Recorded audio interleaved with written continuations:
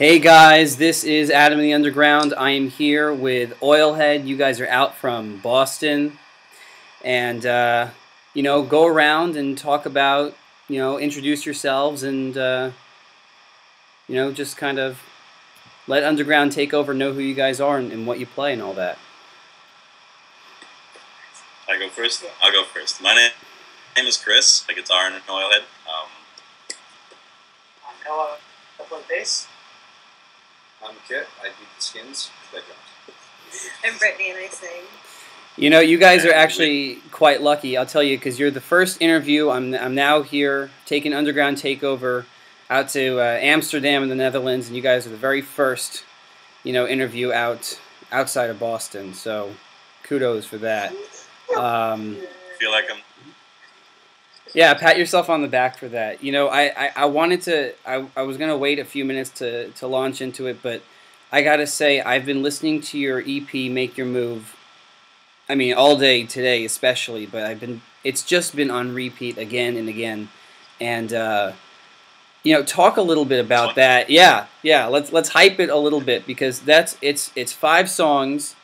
Everyone out there, go get this EP. It's incredible. It's 5 songs.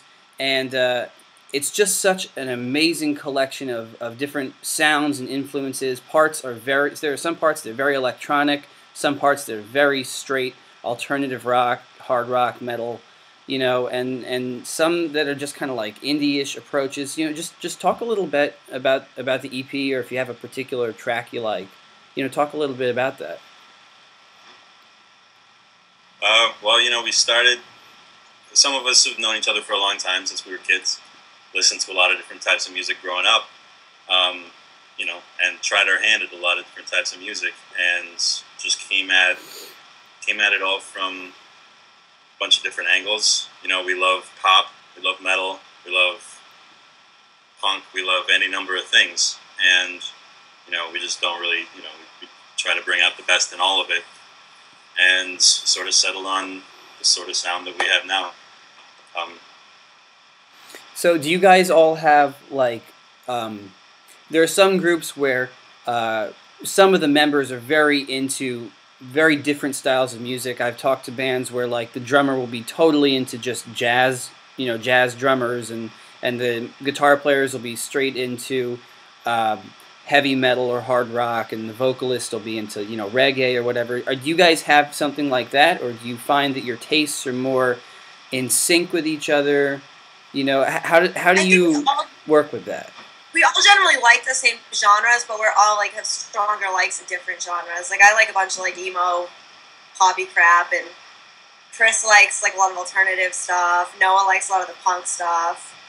So it's we all listen to those styles of music, but we're all stronger in different styles. A good foundation of it is also that our keyboardist Graham isn't here, but if you were here, he would say that we try to listen to everything. There's not a single genre that I'd say, maybe Pope, that we just don't like.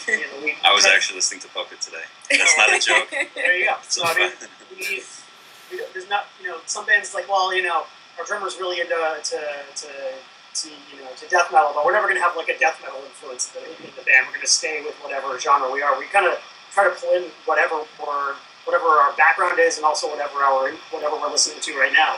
So I'm still trying to incorporate the whole Norwegian black death metal with some yodeling, but it just doesn't suit me. Well, I mean, you guys have such a unique sound, and it's something. I mean, being a music journalist, a DJ, an entrepreneur, I'd be the first one to say that it's so marketable. It's such a marketable sound, and even more than that, it's such a unique sound. I really like the way it meshes, because it's not the EP doesn't come off as being too pop. The melodies aren't, it's not Call Me Maybe, and thank you. although I gotta say I did really enjoy that mashup that you all posted today, the Call Me Maybe mashup with 9 Inch Nails. That spoke to us. That was insanely cool. I feel really bad admitting this out loud, but I've listened to that about 4 or 5 times today. I could not stop listening to it anymore. Well, okay, but see, you must admit, as musicians, just from a strictly musical standpoint, Call Me Maybe has just such an addictive, chorus about it. Just the keyboard is just like, it's just ear candy. It's infectious. It's infectious, exactly, but that's certainly how I see a lot of your stuff. My personal favorites, I really like the first track off the EP, and I really like the last track off the EP. The first one is Heartbreak Shake, right? Yep. On the EP, right? And that one just has a great intro. Like, it's just it's just kind of like right into it. There's no long keyboard sequence. It just kind of pushes you right into this record, and I think it works really well, especially with the last track, which is Haunted, and I think those two tracks sandwich like a really good full record in there. Are you guys doing? Unfortunately, I wasn't able to make the one day it snowed in Boston. Last semester is the day that you guys were playing the show. So unfortunately, I couldn't get out to see that. But You're missing out. I remember that. yeah, it was literally the one day that it was like too much. But are you guys doing stuff right now? Are you doing like shows? Are you planning a tour, or like where are you guys at right now? We've got a really big show booked on June 1st at a venue in Boston called Church. Mm-hmm. We're actually doing a show. It's an event with the Boston League of Women Wrestlers. Interesting. Yeah, it is what it sounds like. They're awesome and phenomenal and hilarious, and we're pretty good friends with everybody in that whole group. So we played a couple shows with them before, and we've been wanting to do something with them again. So June 1st, we're doing that. So that's the biggest thing we have on the horizon right now. Are you guys? So this EP I think was released last year, right, in 2012. Yeah, It's August. Yeah. Right, August of 2012. So, is this your first release? I mean, it's I think it's the first EP, right? If I'm not mistaken, is it? Or did you guys have like single releases before that, or demo releases? Yeah, we kind of have. I mean, the way the music industry is right now, it's hard to say like, put out an album and then people will buy it. So people will just download whatever amount of music you want. So the EP really made a lot of sense just from simply an economic standpoint for us. Mm-hmm. We had the songs to go and do a full length, but we felt it was probably in our best interest and our fans' best interest to just get the best we had right now out to everybody, and that was kind of where the EP came in. We did a couple singles, and we had a demo back when Brittany first joined the band, but we hadn't. We've been playing so much and spending so much time writing that we hadn't really gotten the time to go put out a real EP. And this was our first actually like officially produced EP. Like we outsourced for that outside set of ears. Right. Really thinking with some different insights to the music and production. So it really turned out. I mean, it sounds really slick. It's really well done. And you have to give a lot of credit to Matt Owen for that one. Matt Owen. He was the producer on the EP, and he was great. I mean, the guys worked with everyone from Mighty Mighty Boston's to Radiohead. So Wham. Dr. Dre. Dr. Dre. Yeah. so whatever was done, it worked. It worked really well. Do you guys have every band has their own writing process? So like some groups will have like, we put out this record, EP or album, so we're gonna take a break from writing for the next 6 months or something. I've heard that before. And then some groups, they'll be on tour and they'll be pumping out new songs, every 3 or 4 days, or new ideas. So, how does it work with you guys? Have you been writing new material? Is there stuff that you're just kind of always kicking around, or how does that work? We write almost entirely 100% democratically, if we can help it. Everybody gets final say on pretty much everything that happens, so it takes us a while to get a song done. Well, define a while. Until it's done. We write until it's done, basically. Yeah. We'll go through revisions sometimes a couple times. We'll play a song live, and then we'll be like, that bridge really didn't work as well as we hoped, and go back to the drawing board on it. So we tend to look at one song at a time, but we're always writing, so it's Yeah, the biggest thing is that there's no method we have. We just write each song until it's fully written. Right, and that's that's great interesting. for because it made the sound that that you're talking about that we feel like, well, there is an Oilhead sound. We know what sounds like, we know it doesn't. But then we really go at each song when there's a thing to write about, and we rewrite until there's no more song to be written. It's like when your teacher, said, you ask a question, when is the essay done? Well, when there's no more left to write, Yeah, right. Yeah. And I gotta ask, just for my own blatant curiosity, where did the name come from? It's an old joke from an email chain. Like it was not brought up in the context of band names. It's a play on a word. I don't know. Well, okay, so that's the answer. We are not religious. Uh-huh. We just thought there was an email chain about the word. Well, we're not a religious band. We're not, but it was about the word Messiah. How it's like anointed one. Well, it just means you got oil on your head. Like Messiah just sort of means oilhead. Oh, that's such a brilliant concept. That's very funny. It was kind of just a cool word. It's like oilhead. That makes sense. Just for the record, I'm still fighting for the band name Blur of the Evil Nipple, but it's just they're not buying it. Just like that. Yeah, it will be. That may be a fight you may lose. I mean, yeah, you'll lose. You're fighting a losing war at that point. He knows it. I think that's the first time we've said publicly what that name actually means. So here on Underground Takeover, everyone heard it for the first time. How do you find aside from my gushing, how has the reaction been for the EP? From the fans, from the people who have come out and seen you. Have you seen like an influx of new people coming out, or how has that been? It's been good. People really, so far we haven't heard any complaints about the album, which is really good because we want to know people's honest opinion. If someone's like, "Oh, that's total shit," then it's total shit. So whatever. But everyone seems to really love it, and everyone we've sent it to for reviews has always come back with like, "Oh, it sounds great, it's fantastic." We've even gotten some accolades that we weren't even expecting from people who we weren't really expecting. We didn't really expect to really like it. So we've been really excited and happy about it. Mm-hmm. And I think we've met some new people because of it. Yeah. So. For instance, you. Well, I gotta say, the way I came across you is I'm one of those people that just, I'm a geek this way. I look at like you were playing. I think it was at the Middle East, right? In Cambridge is where you guys play a lot, and they have those links to the band pages, and I'll just go through 50 at a time and just look for a group that I have to go see. Wow. And it's ambitious. We need more people like you. Yeah, really.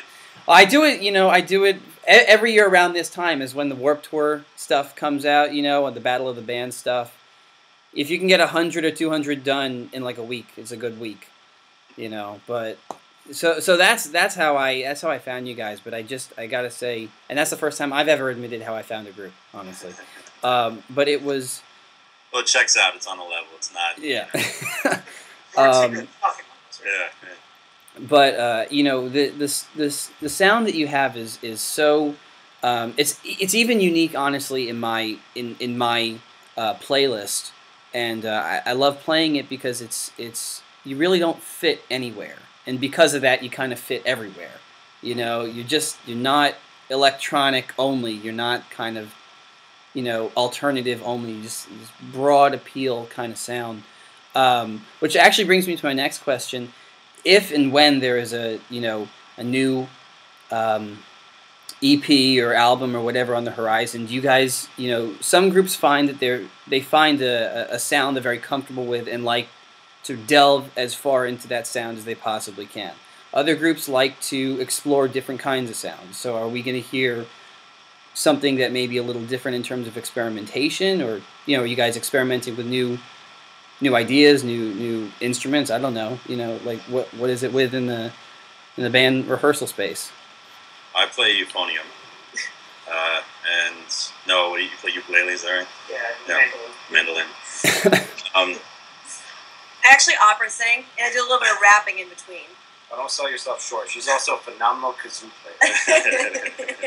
in all seriousness, though, We got to get you guys an accordion or something like that.